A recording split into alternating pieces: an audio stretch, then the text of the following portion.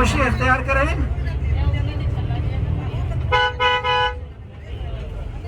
آج کوشش کریں خاموشی ہے، کل ہم بیان کریں گے.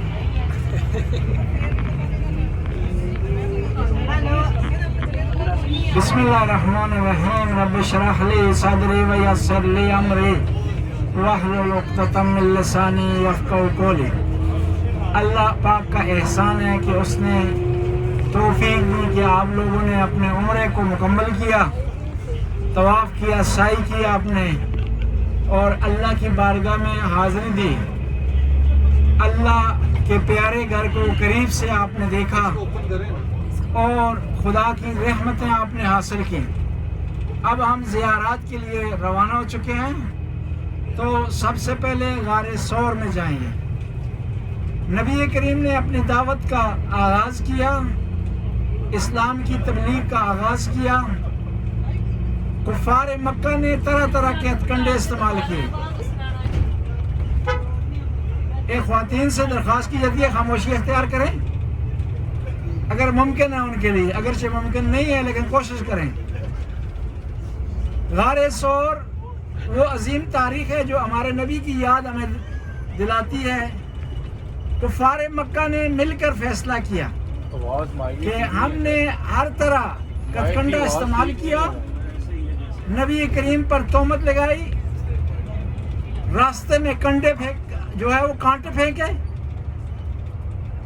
کوڑا پھینکا گیا، لیکن نبی کریم نے اللہ کے پیغام کو بھرپور پہنچانے کی کوشش کی.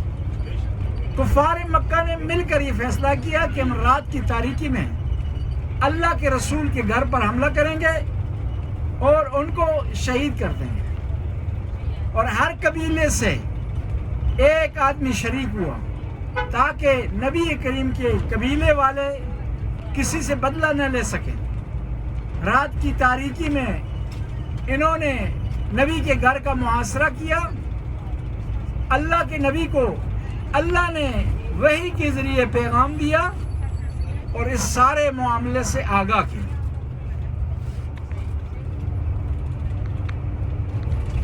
تو نبی کریم نے جو ان کے پاس امانتیں تھیں وہ امام علی کے حوالے کی اور اپنے بستر پر اپنے بھائی خلیفۃ المسلمین امیر المومنین کو سلایا اور حضرت ابوبکر کے ساتھ مدینہ کی طرف روانہ ہوئے. ایک صلوات پڑھیں خواتین کیوں نہیں خاموش ہے؟ پتہ نہیں کیا وجہ ہے. اونچی آواز میں درود پڑھیں یہ تاکہ شور کر رہی ہیں یہ چپ ہو جائیں. اور بھائی بولنے کے لیے بڑا ٹائم آپ کے پاس 3 دن ہے، رات کو بولیں جن کو یہاں تھوڑی دیر خاموش ہے. اس طرح کرتے ہیں نا، آج آپ باتیں کر لیں، کل ہم جو ہے وہ آپ کو زیارتوں پر لے جائیں گے. جی بھائی پیچھے آواز نہیں جا رہی ہے آپ کی تو بڑی پیاری آواز آ رہی ہے بغیر سپیکر کے یہاں تک. ہماری نہیں جا رہی، یہ عجیب ہے. یہ مولوی کی آواز کا کمال ہے. ہمارے پاس سپیکر بھی ہے، پیچھے نہیں جا رہے، ہم پیچھے سے یہاں تک آ رہے. غار ثور جس پہاڑ میں واقع ہے اس پہاڑ کا نام بھی ثور ہے. اس کی وجہ یہ ہے کہ یہاں ایک آدمی تھا جس کا نام تھا ثور بن صابان، جو یہاں رہتا تھا، کھیتی باڑی کرتا تھا. اس کے بعد، اس کے مرنے کے بعد اس پہاڑ کا نام کوہ ثور ہو گیا ہے، اور جو غار اس میں واقع ہے اس کو بھی غار ثور کہتے ہیں. اللہ کے نبی چلے مکہ سے رات کی تاریکی میں اپنے بستر پر امام علی کو سلا کر کے نبی کریم چلے ہیں حضرت ابوبکر کے ساتھ، یہاں تشریف لائے ہیں، غار میں پناہ لیے. 3 دن یہاں قیام فرمایا آپ نے، اور 3 دن دشمن ڈھونڈتا رہا، اس کو نہیں ملا. اور اللہ نے حکم دیا مکڑی کو اور ایک فاختہ کو کہ فاختہ اس غار کے دہانے پر اپنا گھونسلہ بنائے اور وہاں پر اپنی رہائش کا انتظام کریں. اور اس طرح مکڑی نے جالا تنا تاکہ دشمن کو محسوس نہ ہو کہ یہاں اس غار میں کوئی آدمی ہے. 3 دن رہے، دشمن نے بار بار کوشش کی، غار تک آتا تھا، جب دیکھتا تھا کہ وہاں مکڑی نے جالا ڈالا ہوا ہے تو مایوس ہو کر واپس آ جاتا تھا۔ ایک دفعہ آیا، اس کے آنے کی آواز غار کے اندر پہنچی تو اللہ کے نبی غار میں موجود تھے۔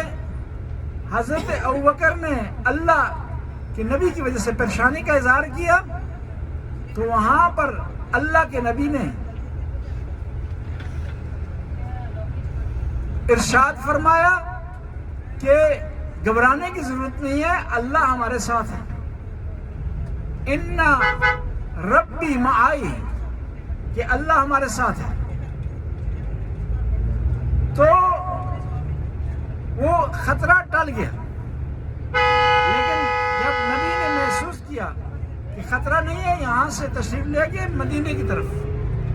اب مدینے کے قریب پہنچے ہیں تو ایک آدمی جس کا نام اسلمی تھا 80 افراد کے ساتھ پیچھا کرتا ہوا آ گیا، پیغمبر کا، اللہ کے رسول کا راستہ روکا تو اللہ کے رسول نے اس سے پوچھا کہ تمہارا نام کیا ہے؟ اس نے کہا کہ میرا نام اسلم ہے یا اسلمی۔ تو اللہ کے رسول نے فرمایا نام تو تیرا پیارا ہے، سلامتی سے ہے، پیار سے ہے، محبت سے ہے، تو کیسے آ گیا میرا راستہ روکنے کے لیے؟ یہ بات اس سننی تھی، اس کے دل پر لگی، وہ مسلمان ہو گیا۔ اور جب اللہ کے رسول مدینے میں انٹر ہوئے، وہ صرف 2 آدمی نہیں تھے، 82 افراد تھے۔ بس اللہ کے رسول نے دین کو پہنچانے کے لیے کتنی مشکلات کا سامنا کیا، وطن کو چھوڑا، مصیبتیں برداشت کی ہیں، راستے کی صعوبتیں برداشت کی ہیں، کس لیے؟ تاکہ دین ہم تک پہنچ سکے، تاکہ یہ شریعت ہم تک پہنچ سکے، تاکہ ہمیں دعا کا طریقہ آ سکے، تاکہ ہم حج بجا لا سکیں، تاکہ ہم خدا کے راستے میں خدا کے لیے اپنے آپ کو خالص کر سکیں۔ اور جب امام علی پیغمبر کے بستر پر تشریف فرما تھے تو اللہ نے اپنے فرشتے جبرائیل اور میکائیل کو بلا کر کہا کہ اے میکائیل، کیا تم اپنے آپ کو اپنے بھائی جبرائیل کے لیے قربان کرنے کے لیے تیار ہے؟ اس نے کہا نہیں، سخت مرحلہ ہے، مشکل ہے ایسا کام کرنا۔ کہا دیکھو علی اپنے بھائی کے لیے قربان ہونے کے لیے بستر پر لیٹ گیا۔ اور جب اللہ کے نبی مکہ سے روانہ ہوئے تو گھر کو کافروں نے گھیرے میں لیا ہوا تھا، سخت پابندی لگائی ہوئی تھی اور کوئی وہاں نہیں گزر سکتا تھا۔